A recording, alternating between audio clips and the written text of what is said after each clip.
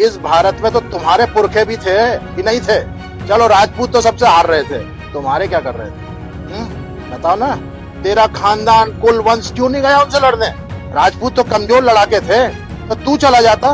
वो आरोप लगा रहे हैं, सौदेबाजी की बात कर रहे हैं। ये खुद बड़ा सौदेबाज है, ये बहुत बड़ा ब्लैकमेलर है, ये लाशों का सौदागर। मैं तो यहाँ तक कहता हूँ कि जहाँ भी कोई ऐसी घटना होती है वहाँ ये सेटलमेंट खुद करता है और पैसे लेके सेटलमेंट करता है पीछे से। राष्ट्रीय लोकतांत्रिक पार्टी यानी कि आरएलपी के सुप्रीमो और नागौर सांसद हनुमान बेनीवाल एक बार फिर विवादों में आ गए हैं। इस बार उन्होंने राजस्थान के वीर राजाओं और सूरवीरों के इतिहास पर सवाल खड़े करते हुए एक बयान दिया है, जिसने राजपूत समाज समेत 36 कौम को आक्रोशित कर दिया है।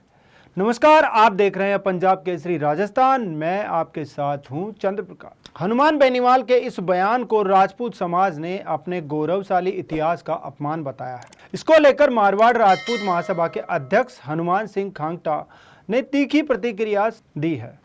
उन्होंने क्या कुछ कहा है, उससे पहले मध्य प्रदेश की धरती से राघवेंद्र सिंह तोमर ने बेनीवाल को करारा जवाब देते हुए क्या कुछ कहा है, सुनिए। हनुमान बेनीवाल, तुमसे ही बात कर लेते हैं। चलो, 6वीं शताब्दी, 7वीं शताब्दी, 8वीं शताब्दी, 9वीं शताब्दी से लेकर 19वीं शताब्दी तक इस भारत में तो तुम्हारे पुरखे भी थे कि नहीं थे?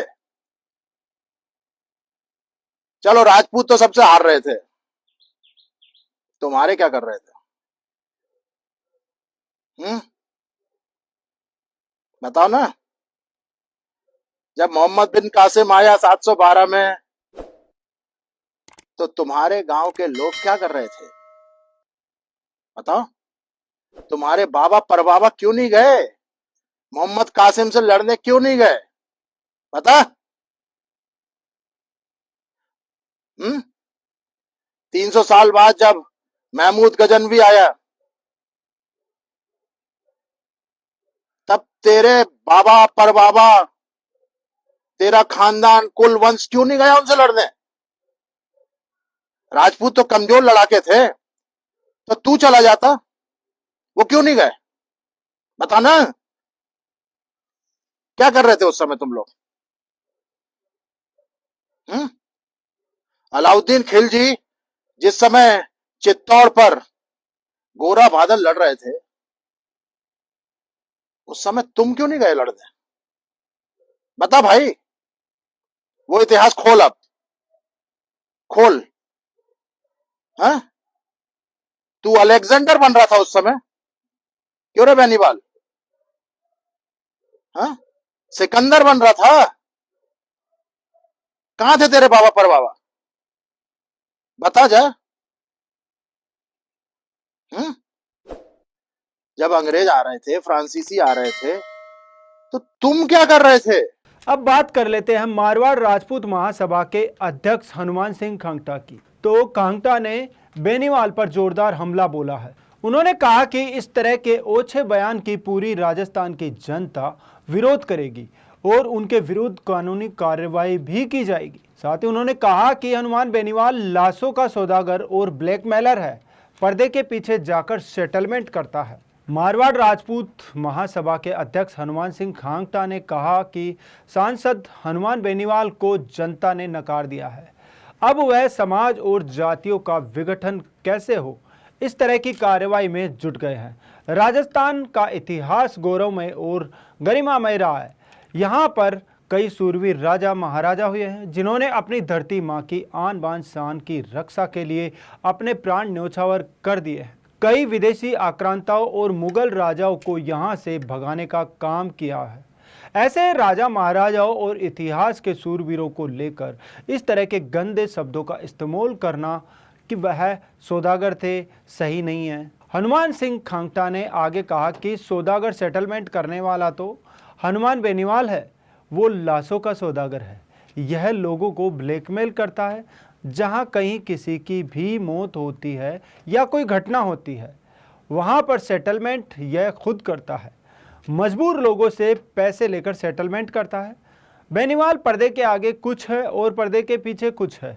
यह पर्दे के पीछे जाकर अपने फायदे के लिए सेटलमेंट करता है। उन्होंने आरोप लगाते हुए कहा कि हनुमान बेनीवाल किसी भी राजनीतिक दल या नेता के पास पर्दे के पीछे जाकर उनके पैर पकड़कर सेटलमेंट कर लेता है, उसके बाद अपनी राजनीतिक रोटियां सेकता है, पर्दे के आगे आकर अनर्गल बयान देता है। ऐसे व्यक्ति पर राजस्थान की जनता ने कभी भरोसा नहीं किया और अब आगे भी नहीं करेगी।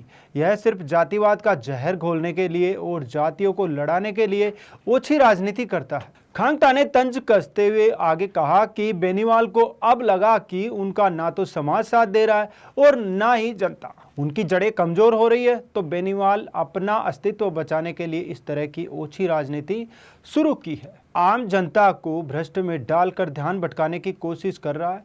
इसमें सबसे बड़ी बात यह है कि संवैधानिक पद पर बैठा व्यक्ति इस धरती पर रहकर, इस मातृभूमि पर रहकर ऐसे बयान दे रहा है। सूरवीरों ने इस मातृभूमि और संस्कृति को अपने खून से सींचा है। उन्होंने यह भी कहा कि अगर वह सूरवीर उस समय नहीं होते तो हो सकता है कि खुद भी आज हरी टोपी पहने हुए कहीं और खड़े दिखते, पाकिस्तान या काबुल में कहीं होते।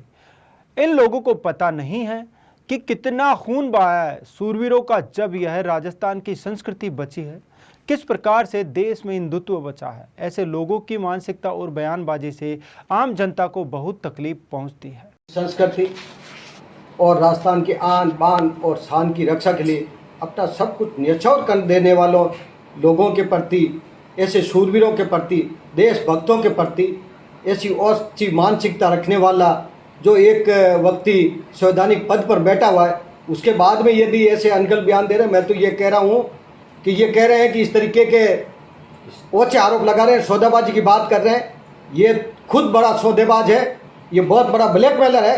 हर कोई गतिविधि होती है, ये एक तरह का, दूसरी बात बहुत दूर की, ये लाशों का सौदागर। मैं तो यहाँ तक कहता हूँ कि जहाँ भी कोई ऐसी घटना होती है वहाँ ये सेटलमेंट खुद करता है और पैसे लेके सेटलमेंट करता है पीछे से। और राजनीति के अंदर भी सब जगह ये जाके पर्दे के पीछे जाके सेटलमेंट करता है, पर्दे के पीछे जाके पैर पकड़ के अपने सेटलमेंट करता है और अपनी राजनीतिक रोटियां सेकता है और पर्दे के आगे आकर अनगल बयान देता है।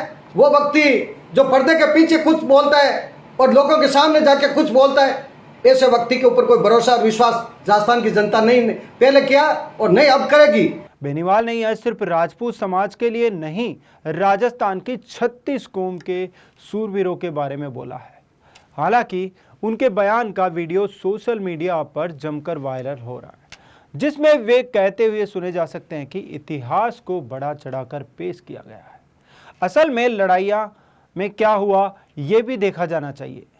बेनीवाल ने कहा कि यहाँ कभी लड़ाइयाँ लड़ी ही नहीं गई, यहाँ हमेशा सेटलमेंट हुआ है। बेनीवाल ने कहा कि यहाँ जब मुगलों की सेना आती थी तो 70 किलोमीटर पहले ही बेटी को लेकर पहुंच जाते थे। इस टिप्पणी को लेकर राजपूत समाज ने सूरवीरों के बलिदान का अपमान करार दिया। राजस्थान की गौरवशाली विरासत पर टिप्पणी कर हनुमान बेनीवाल ने एक नई बहस छेड़ दी है। अब देखना ये होगा कि वे अपने बयान पर कायम रहते हैं या समाज के दबाव में माफ़ी मांगते हैं। ऐसी ताज़ा और निष्पक्ष राजनीतिक खबरों के लिए जुड़े रहिए पंजाब केसरी राजस्थान।